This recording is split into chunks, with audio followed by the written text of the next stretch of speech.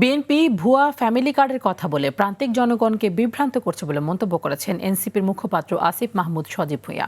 মঙ্গলবার রাত 9:30টার দিকে কুমিল্লা নগরীর কান্দিরপাড় এলাকায় 11 দলীয় নির্বাচনী ঐক্যের নির্বাচনী পদযাত্রায় বক্তব্য দিতে গিয়ে এ কথা বলেন তিনি বলেন, গণভোটে হ্যাঁ বিজয়ী হলে দীর্ঘমেয়াদী সংস্কার বাস্তবায়নের মাধ্যমে ভবিষ্যৎ প্রজন্ম এর সুফল পাবে।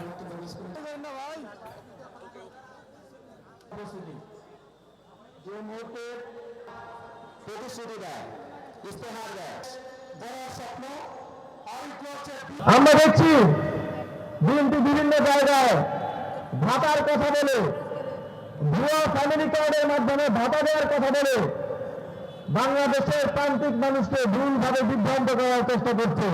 আমরা 17 বছর 3টি নির্বাচনে বাংলাদেশের যে জনগণ ভোটাধিকার প্রয়োগ করতে ব্যর্থ হয়েছিল, ভোটাধিকার প্রয়োগ থেকে বঞ্চিত হয়েছিল, তারা 2টি ভোট দিতে পারবে।